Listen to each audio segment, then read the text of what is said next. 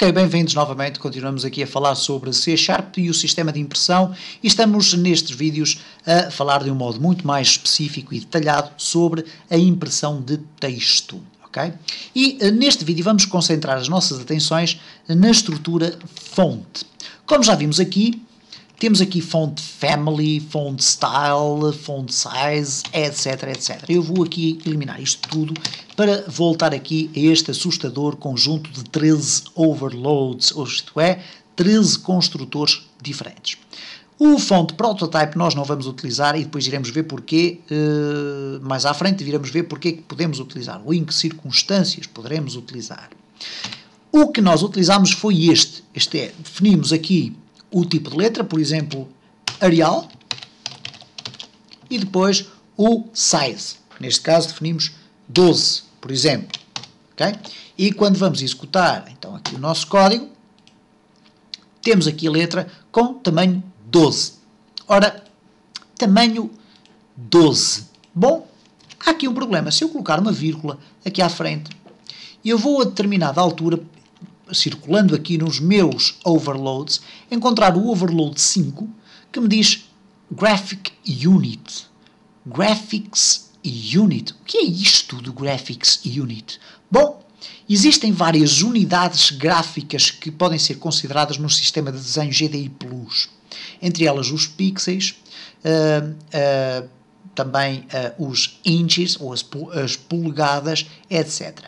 E eu posso aqui, de uma forma muito explícita, poder definir qual é a família das letras, o seu tamanho e em que unidade gráfica está expresso esse tamanho. Que, por norma, será Graphics Unit.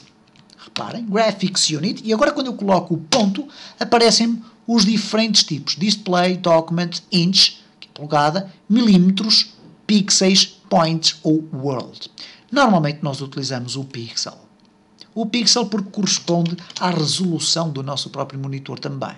Então se eu colocar aqui pixel, vamos aqui executar e reparem, cá está a minha letra e agora reparem como ela está muito mais pequena. Porquê? Porque eu acabei por definir aquele que é um valor que eu vou utilizar, que é o tipo de unidade gráfica, que é o pixel. Porque se eu utilizar um outro valor qualquer, por exemplo, como por exemplo aqui o inch, reparem o que é que vai acontecer, prever, e buf, as minhas letras já nem sequer cabem, ok? Este é o pedaço da letra E, ok? Portanto, eu estou aqui completamente a ultrapassar os limites da minha folha. Se eu colocar aqui ponto, por exemplo, milímetro, eu vou trabalhar em milímetros, 12 milímetros. Okay? 12 milímetros corresponde a 1 cm,2, então temos aqui 1 cm,2 de tamanho de letra. Okay? E, portanto, vejam como a alteração aqui desta unidade gráfica tem uma influência brutal sobre todos os outros elementos que definem as características da minha letra. Então, por defeito, nós utilizamos sempre a mesma medida. Pode ser milímetros, pode ser outra história qualquer, mas eu, por defeito, utilizo sempre o pixel, ok? É uma questão de prática, enfim, o que lhe queiram chamar. Se acharem que as letras estão demasiado pequenas, pois muito bem, não há problema nenhum, altera-se aqui o seu tamanho e automaticamente passaremos a ter letras mais visíveis, ok? Poderemos aumentar o tamanho ou diminuí-lo consoante bem entendermos. E, portanto, aqui uma chamada de atenção especial, então, para este Graphics Unit, porque se nós não o definirmos, isto é, se nós deixarmos ficar assim o 14, poderemos ter um resultado que não é aquele que estávamos à espera, isto é, um tamanho de letra maior e, portanto, uma ocupação de espaço maior do que aquela que nós queríamos. E eu chamo a atenção, e para sublinhar, porque é que eu utilizo os pixels. Porque quando nós desenhamos, por exemplo, uma linha, nós utilizamos a unidade pixel, ok? Então, neste caso, os pixels podem nos trazer grandes vantagens. Neste caso, o Graphics Unit.pixel pode nos trazer grandes vantagens, porque como trabalhamos muitas vezes também com linhas e figuras geométricas, estamos aqui na prática a uniformizar a utilização do mesmo tipo de unidade gráfica.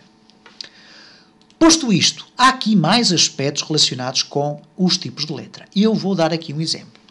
Temos aqui o tamanho e depois aparece-nos aqui, em determinados overloads, aquilo que se chama o font style.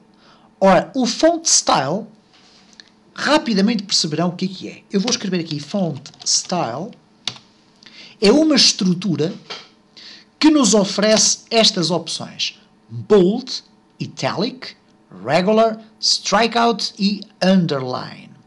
Bold significa negrito, isto é, a letra mais grossa, mais espessa. Italic significa que ele vai desenhar a letra, mas neste caso inclinada. Regular é o valor por defeito, isto é, nem é inclinada, nem é a bold, nem é nada do que aqui está, a não ser regular, o seu modelo normal. Strikeout significa desenhar o texto com este tipo de letra, com este tamanho, mas com uma linha a traçar ao meio, como se fosse uma espécie de texto corrigido, com um traço horizontal por cima. E o underline significa texto sublinhado. Okay? Portanto, não haverá aqui muita razão para eu estar a explorar isto. Vamos explorar aqui o bold. E reparem, eu vou aumentar aqui para 16. Ok. Vamos aqui executar. E reparem agora como as letras têm um aspecto mais grosso. Okay? Têm um aspecto mais espesso, precisamente pelo facto de eu ter definido aqui o font style bold. Ora, da mesma forma que experimentámos o bold, vamos também experimentar aqui o italic. Ok? Cá está o italic. Vamos executar e, como podem ver, as letras aparecem então inclinadas para podermos, por exemplo, utilizar esta técnica para realçar o nosso texto.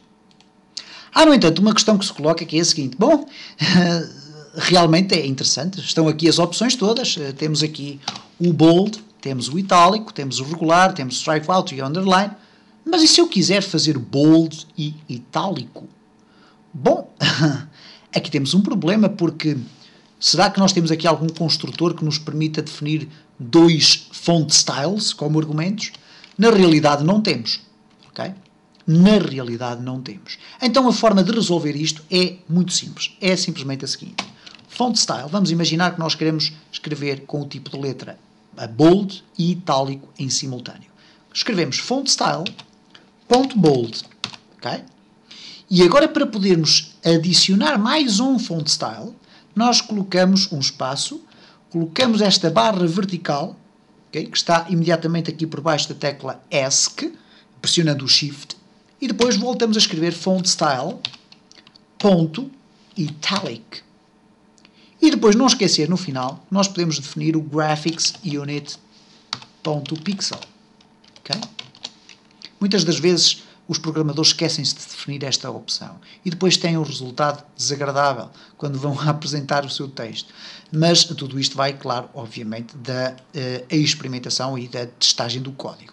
Mas reparem então como eu fiz para definir dois font styles aqui na minha fonte. Atenção que é uma formulação específica do font style. Eu não posso ter uma fonte com dois tamanhos pelo simples facto de colocar aqui uma barra e depois colocar aqui o tamanho 18. Okay?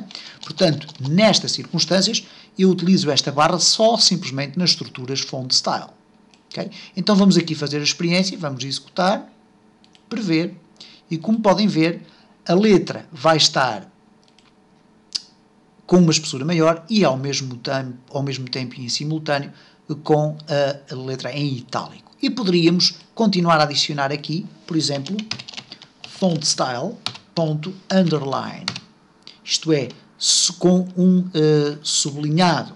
Vamos executar e reparem o que é que acontece. Temos então aqui a nossa letra, a bold, em itálico e com o sublinhado.